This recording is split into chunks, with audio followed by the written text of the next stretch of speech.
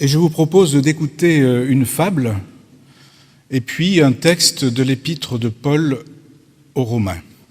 La fable est tirée du livre des Juges, c'est une fable vraie, elle vient de la Bible. C'est dans le livre des Juges au chapitre 9. Les arbres s'étaient mis en route pour aller choisir celui qui serait leur roi. Ils dirent à l'olivier, « Règne donc sur nous ». L'olivier leur dit, « Vais-je renoncer à mon huile, que les dieux et les hommes apprécient en moi, pour aller m'agiter au-dessus des arbres ?» Les arbres dirent au figuier, « Viens donc, toi, régner sur nous ». Le figuier leur dit, « Vais-je renoncer à ma douceur et à mon bon fruit pour aller m'agiter au-dessus des arbres ?» Les arbres dirent alors à la vigne, « Viens donc, toi, régner sur nous ». La vigne leur dit, « Vais-je renoncer à mon vin qui réjouit les dieux et les hommes pour aller m'agiter au-dessus des arbres ?» Alors, tous les arbres dirent au buisson d'épines, « Viens donc, toi, régner sur nous. » Mais le buisson d'épines dit aux arbres, « Si c'est loyalement que vous me donnez l'onction pour que je sois votre roi, alors venez vous abriter sous mon ombre. Mais s'il n'en est pas ainsi, un feu sortira du buisson d'épines et il dévorera les cèdres du Liban. »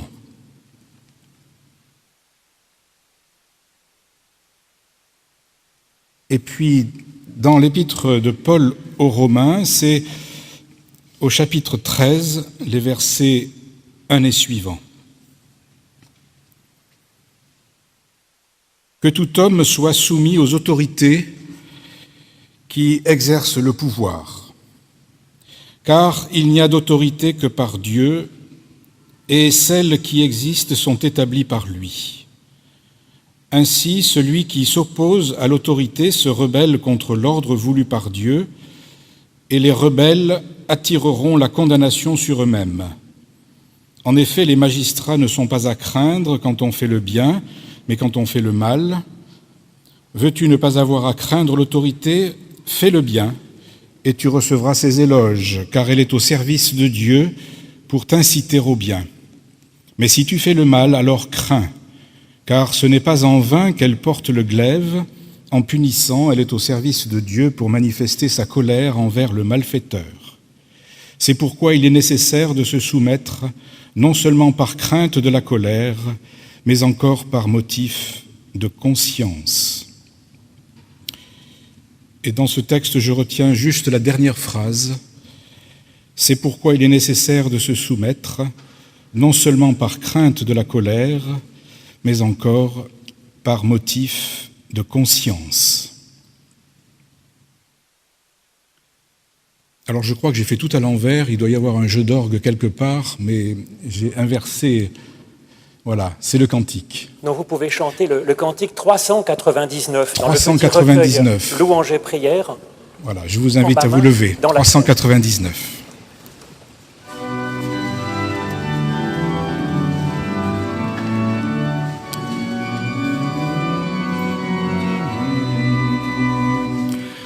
Et soif de ta présence, Dieu veut, chef de la foi, envers les immense, il veut je sans toi, un jour à chaque heure, oh j'ai besoin de toi.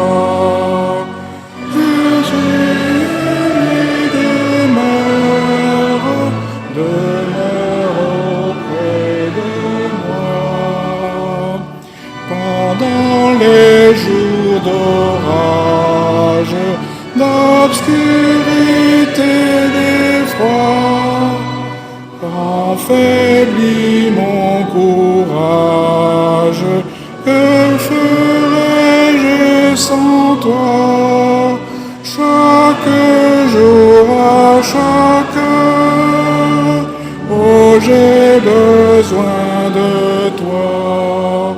Viens Jésus et demeure de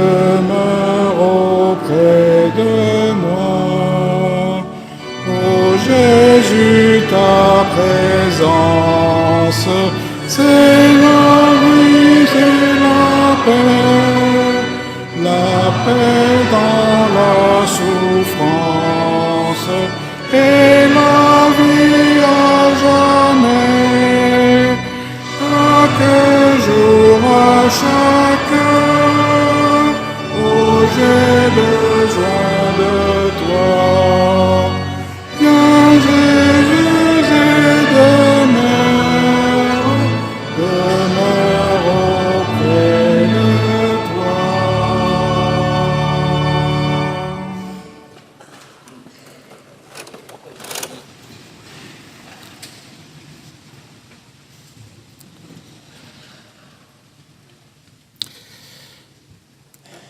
Frères et sœurs, chers amis, je suis très heureux d'être avec vous aujourd'hui et en particulier après cette confession de foi que nous venons d'entendre, après l'accueil par vous-même de Geoffrey parmi vous.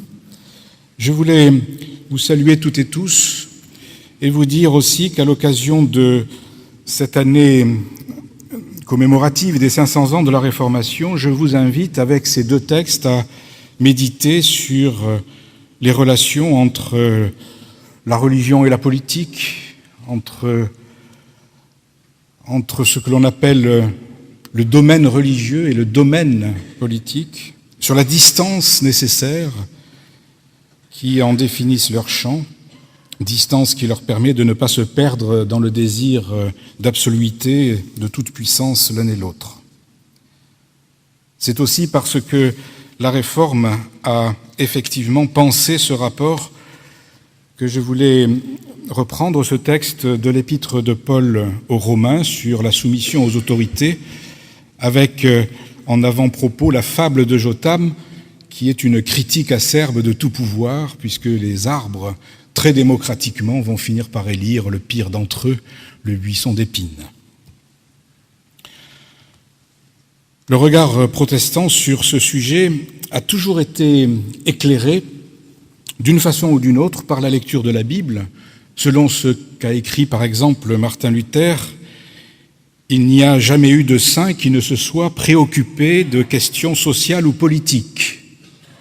Il écrit cela en 1533 dans un commentaire du psaume 127, et aussi bien cette phrase autorise à relire et comprendre l'histoire de l'Église, notre histoire au fond, avec un esprit lucide, grâce au détour de la Bible, concernant ce rapport du religieux et du politique. Calvin, pour sa part, écrit dans le même sens. Et il dit, au fond, dans son livre de l'institution de la religion chrétienne, au premier livre, il dit que la Bible est comparable à des lunettes pour lire le monde. En faisant donc de la Bible non pas un livre de recettes, mais bien un outil d'interprétation. Ce XVIe siècle de feu et de lumière aura donc illustré de la plus belle façon, et parfois dans le sang, combien la conviction religieuse, d'une part, la religion, et l'autorité du prince, d'autre part, la politique, auront dû apprendre à vivre ensemble, telles des sœurs jumelles qui se jalousent, qui se surveillent, sans n'être que des rivales. Mais il se trouvera aussi que la Réforme sera ce moment où le rapport entre ces deux forces, le religieux et le politique, sera repensé, sera reformulé, sera visité. Et les tentatives pour libérer l'Église de la puissance publique aboutiront peu ou prou dans la tradition réformée à de nouveaux équilibres confessionnels et territoriaux. Ces équilibres seront difficiles à tenir. Vous connaissez l'histoire de l'Europe et vous connaissez aussi l'histoire de la France. Mais ces équilibres deviendront nécessaires pour que l'Évangile puisse rester, malgré tout, une force de libération, un message d'espérance, pour que l'Église elle-même reste libre de ses choix, de même que le prince, lui aussi, reste libre de ses choix. Et donc la Réforme introduit, avec cette fameuse distance entre le religieux et le politique, une distance nouvellement comprise, un lent et complexe processus qui mènera peu à peu à la reconnaissance d'un espace public. Je parle de distance et j'ai toujours cette expression pour dire qu'il s'agit ici d'une distance de sécurité. Et là, tout le monde comprend ce dont il s'agit. Nous ne nous perdons pas de vue. Il y a bien un écart, mais nous nous voyons l'un l'autre. Le religieux voit le politique à l'œuvre et le politique, sans reconnaître le religieux, le connaît malgré tout. Ce lent processus qui mène à la reconnaissance d'un espace public, dans les sociétés occidentales en tout cas, fera en sorte que cette société, justement, ne sera pas saturée par le religieux d'une seule doctrine, et il s'agira donc d'un espace où pourra s'exprimer la diversité des confessions et peu à peu la pluralité des convictions. Aujourd'hui, peut-être plus qu'hier, une défense du politique, une apologie du politique est sans doute nécessaire. Oh, la religion aussi mérite qu'on la défende. Mais vous savez, la religion, c'est comme le sel dans le plat, il en faut un peu, mais pas trop. Aujourd'hui, il est nécessaire de défendre le politique, non seulement au regard du discrédit de son discours et de la difficulté avec laquelle ce qu'il apporte se comporte, mais parce qu'il est une conviction dans la tradition chrétienne enracinée dans la pensée du Nouveau Testament qu'il n'y a pas d'humanité véritable sans un ordre politique. Et c'est exactement l'esprit dans lequel se situe l'apôtre Paul lorsqu'il écrit à ses paroissiens de Rome.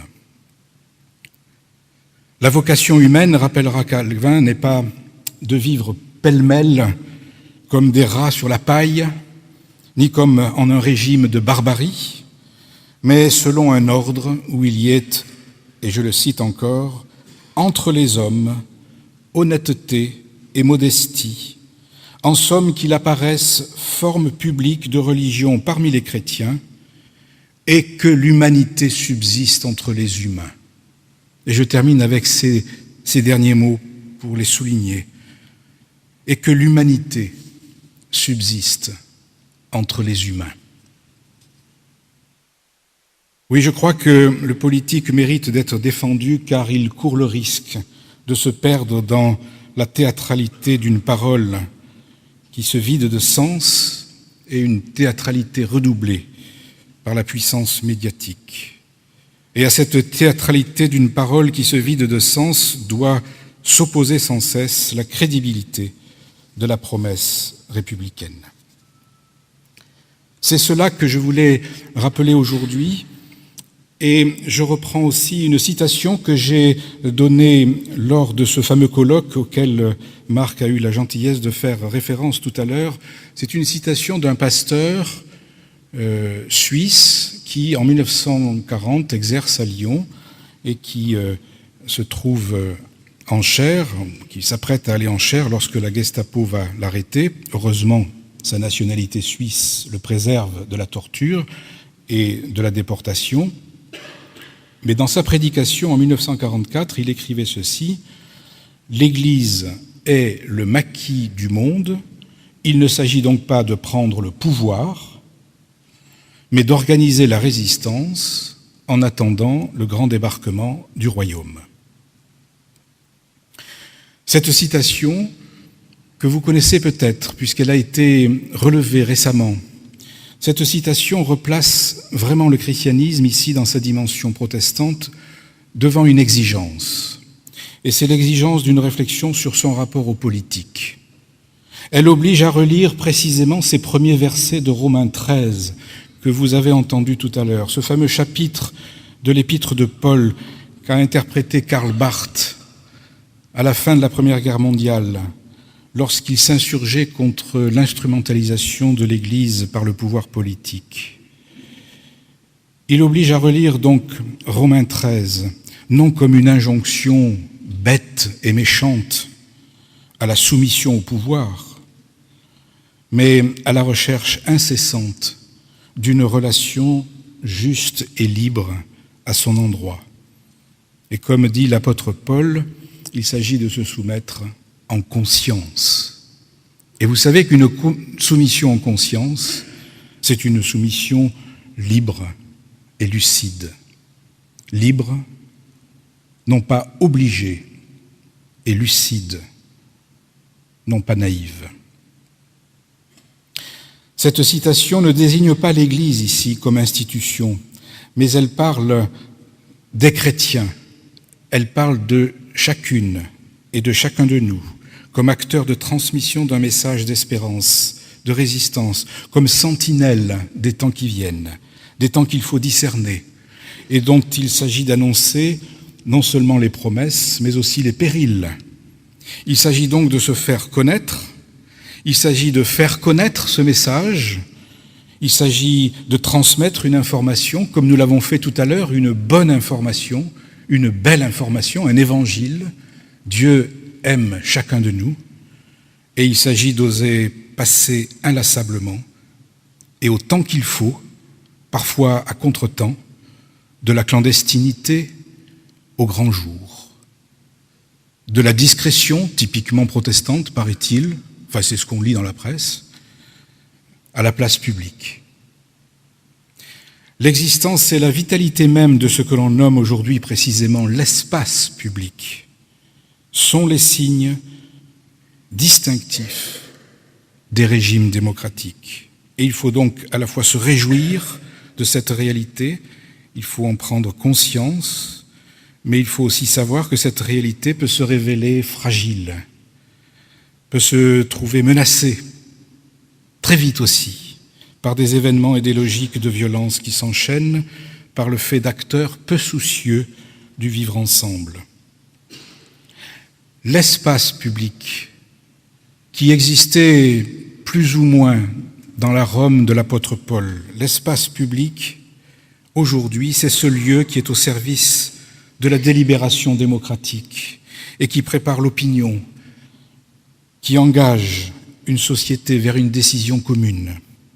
Une société donc, comme je l'ai dit, qui ne soit pas saturée par le religieux, mais qui ne soit pas non plus saturée par le tout politique, par le pouvoir, qu'il soit dogmatique, policier, militaire, mais qui peut ouvrir et cultiver un tel espace de liberté, une sorte d'interface entre les citoyens et les pouvoirs, et qui se présente comme un lieu d'échange symbolique, un lieu d'échange de sens, pour vivre le consensus, le débat, la discussion, et envisager l'avenir autrement que par le rapport de force et la violence.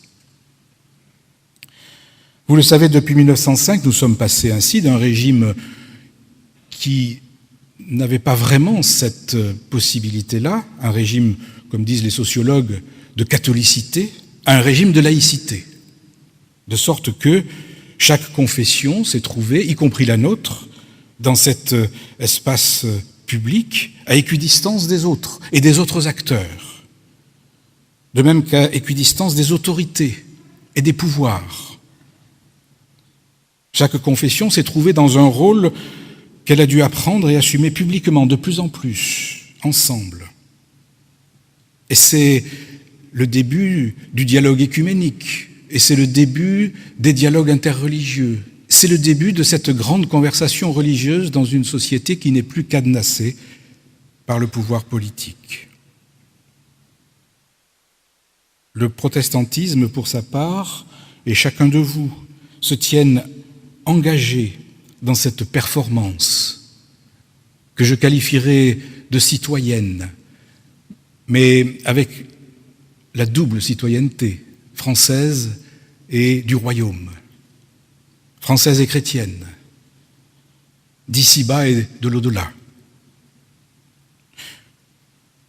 Une performance à vivre non pas seulement par intérêt, puisque nous avons intérêt à participer au débat dans la société, mais par conviction, parce que nous sommes appelés à transmettre ce que nous avons reçu, parce que nous sommes fondés sur l'affirmation constante de ce fameux principe de la liberté de conscience qui nous oblige, en quelque sorte, à transmettre ce que nous croyons. Alors, Voici ce que je pourrais dire comme premier point dans cette méditation sur le rapport du pouvoir et de la religion. Nous ne nous tenons pas en surplomb, nous ne portons pas un regard en surplomb de la société, ni nous nous tenons accoudés au balcon, au-dessus de la place, nous considérant comme préservés du tumulte, de l'espace public et du débat politique, en attendant notre heure pour avoir le dernier mot. Au contraire, nous nous percevons les uns et les autres, du moins c'est comme cela que j'entends le témoignage chrétien, comme des coproducteurs de cette société, comme des compagnons de route d'une république et de son histoire, y compris dans ces derniers combats qu'elle a du mal à remporter elle-même après les avoir énoncés, et je les cite pour qu'on les ait bien en tête, puisque la réforme elle-même y était déjà engagée, bien avant la République, alors même que ces combats étaient peut-être confus dans son esprit, l'égalité de l'homme et de la femme, l'égalité entre les hommes, puisqu'au nom de la grâce de Dieu, nous sommes tous à équidistance du salut, il n'y a donc plus de classes différentes entre les uns et les autres. Égalité de l'homme et de la femme, mais aussi, puisque le Christ s'approche du plus petit, lutte contre l'exclusion et refus de la grande pauvreté. Et puis, comme le Christ est non seulement rabbin et prophète, mais aussi enseignant, éducation pour tous. Et puisque lui-même a vécu l'exil, droit d'asile et accueil des réfugiés, et puisque lui-même, on n'a jamais su exactement sa vie personnelle et intime, respect et bienveillance pour les sexualités. Et puis, puisque les choses se compliquent avec la technique, les questions liées aux gestions des extrémités de la vie, avant la naissance et au moment de la naissance, ou juste avant la mort, la procréation médicalement assistée, la gestion pour autrui, l'assistance médicalisée au suicide, toutes ces questions qui sont devant nous et auxquelles il nous faudra, d'une façon ou d'une autre, répondre. Sans parler de celles qui sont très complexes, mais qui nous intéressent, et de façon vitale, la question de la dissuasion nucléaire, la question de la transition écologique, et puis un sujet sur lequel je pense il y a ici quelques spécialistes, du moins je l'espère, parce que demain la question se pose, le transhumanisme. Les choses bougent donc, les choses bougent, et ce processus de participation active au débat se poursuit. Et désormais, la nécessité se fait ressentir, pour nous, de la prise en compte de cette profonde mutation, non pas seulement de la société dans sa projection vers l'avenir, mais aussi dans son paysage religieux, où chaque confession et chacun de nous, y compris les autorités et les pouvoirs publics, sont amenés à se positionner. Les églises chrétiennes, mais aussi les autres religions, doivent aborder ces sujets et les traverser. La conversation démocratique s'enrichit alors peu à peu, et c'est difficile. Elle s'élargit à des partenaires jusque-là ignorés et même parfois méprisés. Le temps est même celui des questionnements sur la pertinence de la foi chrétienne, puisque, vous le savez, le christianisme est religion presque minoritaire dans ce pays, mais dans cette religion minoritaire, le protestantisme lui-même est ultra minoritaire. Et le protestantisme luthéro-réformé, ultra minoritaire. J'ai hésité à vous la raconter, celle-là, mais je le fais. Nous sommes au ministère des Affaires étrangères, il y a quelques mois. L'un des conseillers aux affaires cultuelles nous dit « Qui va gagner la finale ?» Alors, je regarde mon calepin, l'OM n'avait pas encore joué, donc ça n'était pas de foot qu'il parlait. La demi-finale aujourd'hui, c'est le christianisme, catholique et protestant, un peu orthodoxe, contre les pentecôtistes et les fous de Dieu. Première demi-finale. Deuxième demi-finale, c'est l'islam, sunnite, chiite, soufi, contre Boko Haram et Daesh. Qui allons-nous trouver en finale? Si vous voulez, lorsqu'on parle de mutation, de transformation, de recomposition des paysages religieux dans le monde et en Europe, c'est à cela que pensent les hommes politiques, parce qu'ils ont comme souci l'ordre, la paix et la sécurité. Après ces interrogations fortes sur la pertinence du religieux dans son rapport aux politiques, au cœur de ces interpellations où nous trouvons un monde complexifié, pluralisé, presque atomisé, où le christianisme lui-même est contesté, où il est même perçu par certains comme déjà obsolète au fond, déjà du passé, facultatif, périphérique, mis à l'écart pour toutes les décisions. Dans ce contexte où l'on parle d'exculturation du christianisme, vous savez que ce mot d'exculturation veut dire en français courant l'excommunication, eh bien, il nous faut avancer tant bien que mal.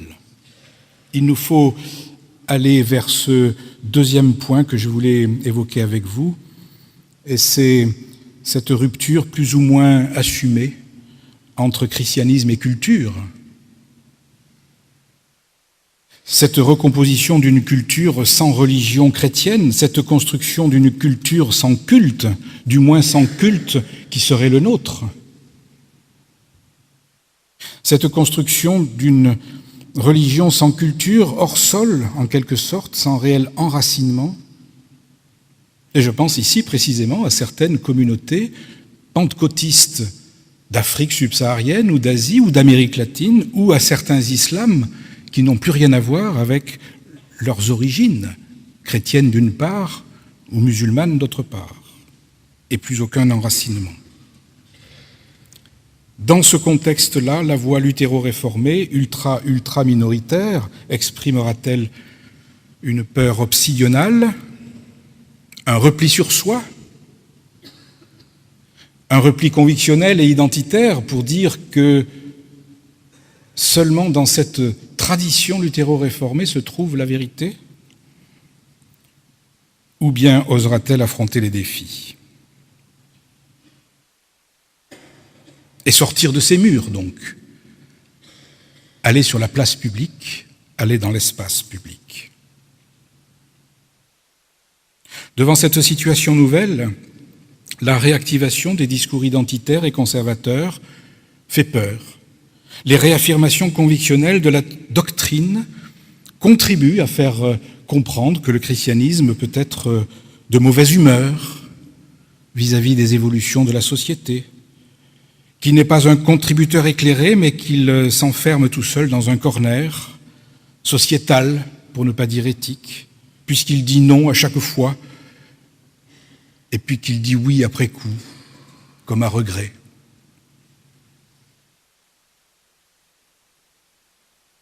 Le sursaut qui permet de tromper cette vision peu optimiste consiste bien à être présent dans ce que j'appelle, avec beaucoup d'autres avant moi, l'espace public. Non pas la scène publique, entendons-nous. Je ne parle pas de la scène médiatique, mais je parle bien de l'espace public, c'est-à-dire des lieux citoyens où se font le vivre ensemble, où se fabrique le lien, où se crée l'opinion de demain. Et c'est ici qu'il nous faut nous méfier effectivement de cet investissement de la scène publique, comme s'il s'agissait de se justifier par je ne sais quelle œuvre, d'un communiqué de presse ou d'un bel article dans un journal qui ferait parler en bien des protestants. Je parle de l'espace public où il s'agit du dialogue citoyen, et ici, nos églises et chacun de nous se trouve interrogé. Notre paroisse, alors je dis notre, cette paroisse, est-elle en prise avec cet espace public? Oh, je sais bien que oui, par tous ces débats et par toutes ces conférences, et donc ce n'est pas ici que je commencerai l'interpellation, mais l'interpellation vaut aussi pour la paroisse de l'Oratoire. Avec qui dialoguons-nous? Avec le même ou avec l'autre différent? Avec qui dialoguons-nous et qui invitons-nous? Ceux qui sont plutôt avec nous? Ou bien osons-nous le dissensus qui agace et qui ne fait pas aboutir forcément à un point d'accord? Troisième point d'étape et dernier, il ne s'agit donc pas de se tromper de cible, il ne s'agit donc pas de s'effrayer, de baisser les bras, de se réfugier au désert ou je ne sais quoi encore. Il ne s'agit pas de prendre acte de la sortie de l'histoire du christianisme. Il s'agit de s'interroger sur la pertinence de ce message que la Réforme a révélé, a remis au goût du jour, comme une rivière souterraine qui réapparaît en plein XVIe siècle et qui irrigue maintenant l'Europe et le monde depuis 5 siècles. Il faut rappeler avec quelque autorité, non pas politique pour le coup, mais spirituelle, et cela vous revient. Il faut rappeler avec quelque autorité spirituelle à la République qu'elle ne peut pas tout, qu'elle ne pourra pas tenir ses promesses toute seule, sans les ressources de la foi chrétienne, sans ces énergies qui œuvrent au service de la justice. Oui, il faudra faire valoir cette parole pertinente et impertinente d'une éthique, par exemple, qui ne se veut pas normative, mais toujours en recherche, qui se tient aux aguets des souffrances et des attentes des hommes.